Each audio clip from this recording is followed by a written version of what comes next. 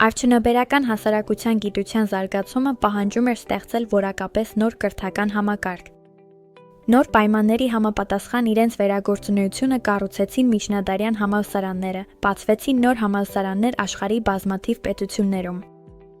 Աճեց դպրոցների թիվը, մի շարք երկրներում ներդրվեց պարտադիր տարրական կրթություն։ Առաջինը դա արվեց Պրուսիայում, ապա Ավստրիայում, Շվեդիայում, Շվեյցարիայում։ Գլխավոր փոփոխությունը կրթության աշխարհիկ բովանդակության հաստատումն էր։ Կրթությունը սկսեց դառնալ հասարակության առաջընթացի կարևոր ցուցիչներից մեկը։ Ցվեի դարից մինչ ցեց դարի առաջին կեսը գիտության հաստատման, ապա արագ վերելքի ժամանակահատվածն էր։ Գիտությունը որպես մշակույթի առաջատար բնագավառ մտավ հասարակական կյանք, դարձավ արդիականացման անհրաժեշտ գործոն։ Հասարակական գիտությունների բնագավառում ստեղծվեցին իմաստասիրական, քաղաքական, գեղագիտական այլ բազմաթիվ տեսություններ։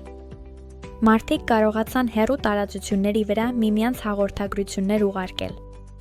Այդ հնարավորությունը տրամադրեց Մորզեի հայտնագործությունը։ 1387 թվականին նա ստեղծեց էլեկտրամագնիսական հեռագրական սարքը, իսկ մեկ տարի անց դրա ծածկագիր այբուբենը, որը օգտագործվում է մինչ օրս։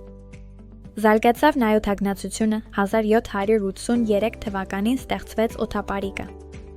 1389 թվականին ստեղծվեց առաջին լուսանկարչական սարքը։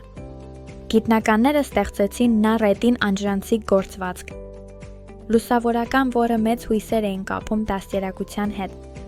Բարոյական գեղագիտական միջոցով նրանք փորձում էին մեղմել մարդու բնածին եսասիրությունը, նրան վերածել քաղաքացու։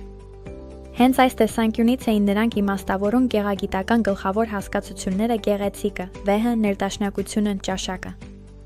Ցվեի դարից մինչ ցեց դարի առաջին կեսի կարևոր գրողներից, ստեղծագործողներից էին Ֆ. Շիլլերը, Ի. Վ. Գյոթեն, Ջ. Բայրոնը, Ա. Պուշկինը այլոք։